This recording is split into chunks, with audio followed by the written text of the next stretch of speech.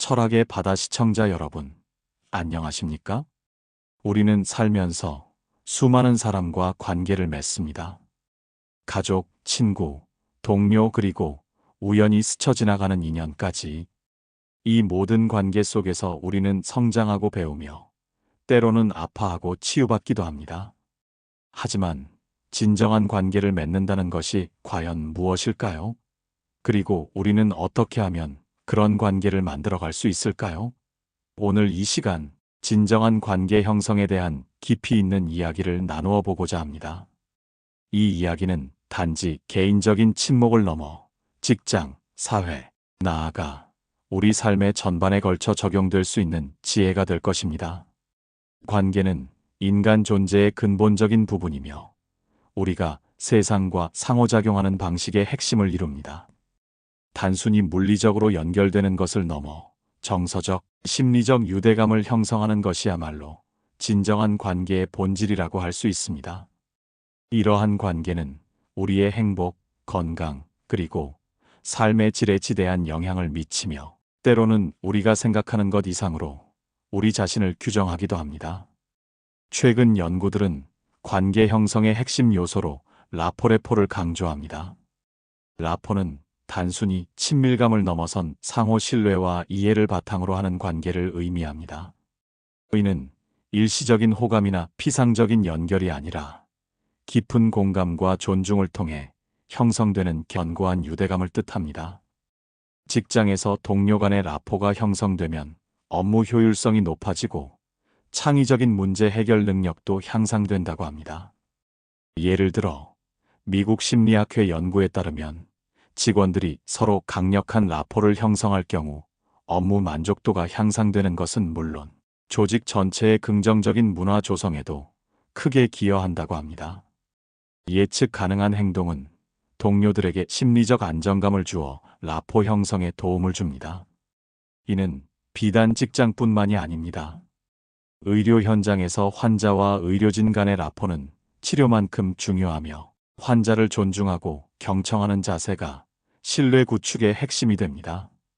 데일 카네기의 인간관계론에서도 라포의 중요성을 강조하며 상대방을 진심으로 존중하고 그들의 이야기에 귀 기울이는 것이 성공적인 관계의 지름길이라고 역설합니다. 상담에서도 마찬가지입니다.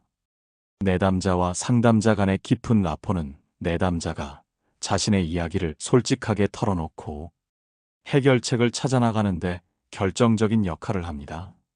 상담자는 내담자의 이야기를 진심으로 다듬고 공감하며 이해를 더함으로써 내담자가 스스로 문제를 해결할 수 있도록 돕는 역할을 합니다.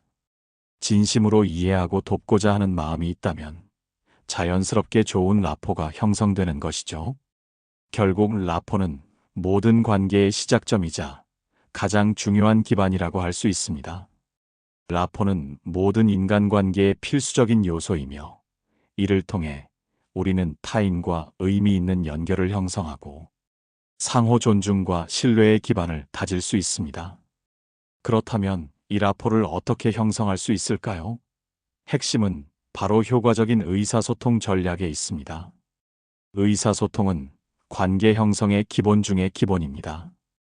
우리는 주로 언어를 통해 소통하지만 때로는 비언어적인 커뮤니케이션이 언어보다 훨씬 더 강력한 힘을 발휘하기도 합니다. 표정, 몸짓, 눈빛, 자세, 심지어는 침묵까지도 비언어적인 메시지가 될 수 있습니다. 이러한 비언어적인 신호들은 우리의 감정과 의도를 더욱 풍부하게 전달하며 상대방에게 공감과 이해의 메시지를 보낼 수 있습니다. 서비스 직종에 종사하는 분들이 고객과의 라포 형성에 언어적, 비언어적 커뮤니케이션을 적극적으로 활용하는 것도 바로 이 때문입니다. 예를 들어 따뜻한 미소와 부드러운 눈맞춤, 상대방의 이야기에 고개를 끄덕이며 경청하는 자세는 그 어떤 길고 복잡한 말보다 깊은 신뢰와 유대감을 만들어낼 수 있습니다. 진정한 소통은 단순히 정보를 주고받는 것을 넘어 서로의 감정과 의도를 이해하고 공감하는 과정이기 때문입니다. 또한 효과적인 의사소통은 상대방에 대한 깊은 이해를 바탕으로 합니다. 관계를 맺고자 하는 대상의 특성과 상황을 고려한 맞춤형 소통 방식이 필요하다는 의미입니다. 예를 들어, 청소년과의 관계에서는 그들의 흥미를 유발하고 신뢰를 얻는 것이 중요합니다. 청소년 지도자는 청소년의 세계를 이해하고 그들의 눈높이에 맞춰 대화하며 그들이 스스로 결정하고 성장할 수 있도록 지지하는 역할을 해야 합니다. 반면, 치매 어르신과의 대화에서는 간단 명료하게 말하고 비언어적인 소통 방법을 많이 활용하는 것이 효과적입니다.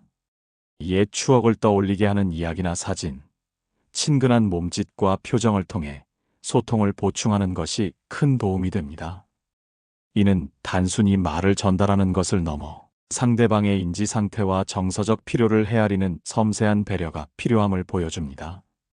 이처럼 상대방의 특성과 상황을 고려한 맞춤형 의사소통은 진정한 관계를 위한 필수적인 노력이라 할 수 있습니다. 이러한 노력은 관계를 더욱 풍요롭고 깊이 있게 만들어주며 상호 간의 이해를 증진시키는 핵심적인 역할을 합니다.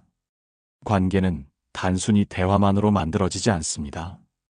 사회적 관계 형성을 위한 적극적인 활동 또한 중요합니다. 다양한 환경과 맥락 속에서 함께 경험을 공유하고 상호작용하는 과정은 관계를 더욱 단단하게 만듭니다. 학교에서 이루어지는 사회적 관계 형성 활동은 학생들의 공격적인 행동을 줄이고 학교에 대한 유대감과 소속감을 높여 학업 성취도까지 향상시킨다는 연구 결과가 있습니다. 협동학습은 학생들이 함께 목표를 달성하며 효과적인 의사소통 기술을 배우고 대인관계 문제를 해결하는 능력을 기르는데 매우 중요합니다. 이러한 활동들은 학생들이 타인과 협력하고 갈등을 해결하는 방법을 실제 경험을 통해 배우게 함으로써 미래 사회의 구성원으로서 필요한 역량을 자연스럽게 습득할 수 있도록 돕습니다. 현대 사회에서는 SNS의 활용도 무시할 수 없는 관계 형성의 도구입니다. SNS는 자기 표현 전략을 통해 대인 관계 형성에 긍정적인 영향을 미치고 정서적으로 친구들과 더 가깝게 느끼게 하는데 도움을 줄 수 있습니다.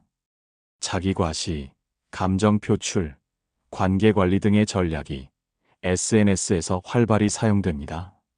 사람들은 자신의 관심사를 공유하고 비슷한 생각을 가진 사람들과 연결되며 새로운 인맥을 형성하기도 합니다. 그러나 동시에 SNS 의존도가 높아지면서 오히려 정서적 불안이 심화될 수 있다는 점도 간과해서는 안 됩니다. 온라인상의 관계는 때로 피상적일 수 있으며 현실 세계의 깊은 연결을 대체할 수는 없습니다.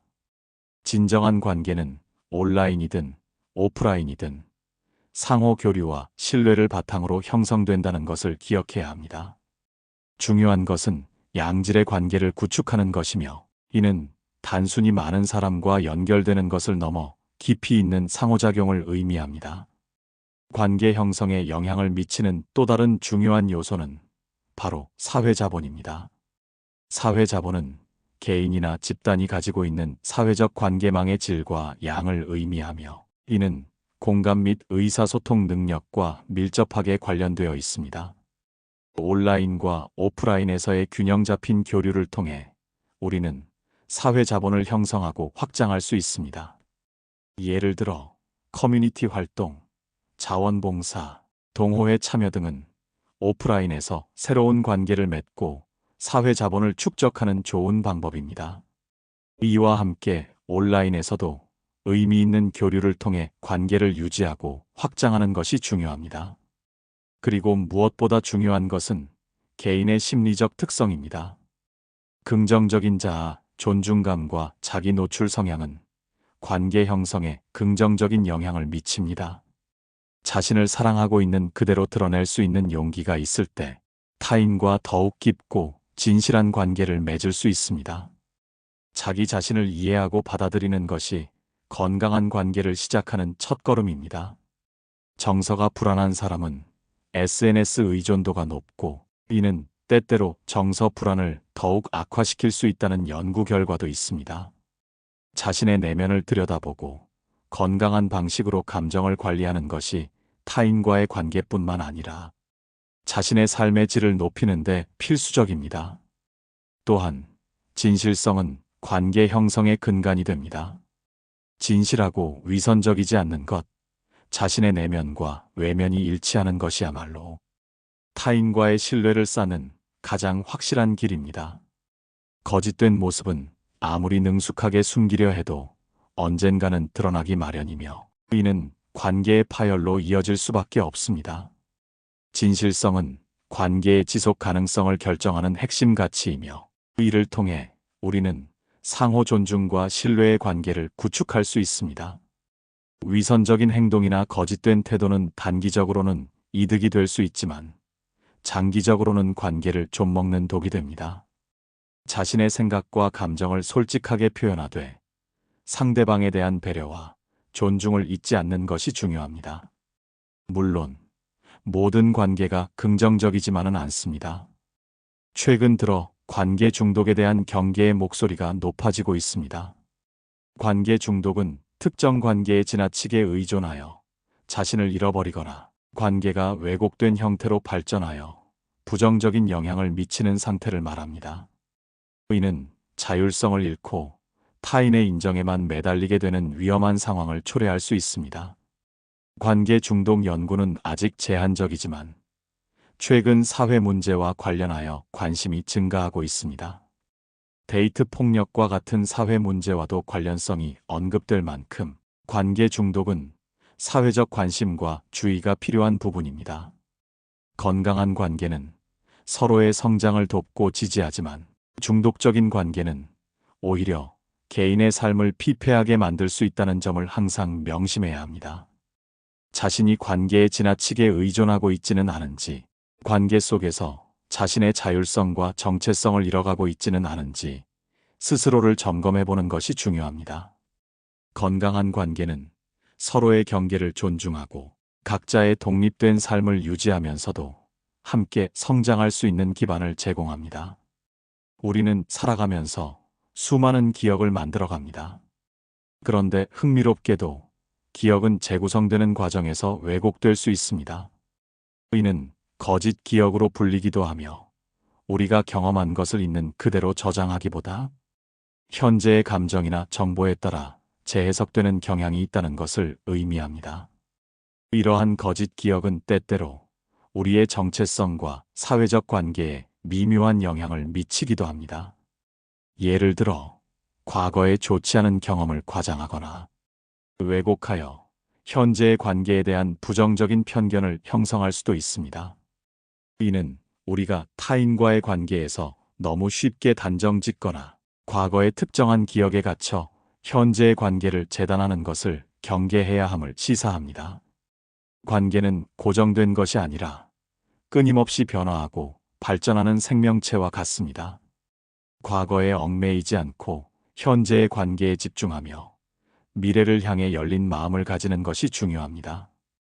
기억의 불완전성을 인지하고 타인과의 관계에서 유연하고 개방적인 태도를 유지하는 것이 진정한 소통과 이해를 위한 필수적인 요소입니다. 마지막으로 미래 사회의 전망을 잠시 이야기해 볼까요? 지능형 기술의 발전과 생활 공간의 변화는 앞으로 우리의 관계 형성에 또 다른 영향을 미칠 것입니다. 인공지능과 가상현실 기술은 새로운 형태의 소통 방식과 관계 맺기를 가능하게 할 것입니다. 가상현실 속에서 새로운 관계가 형성될 수도 있고 AI가 우리 사회에 미치는 영향이 더욱 커질 수도 있습니다.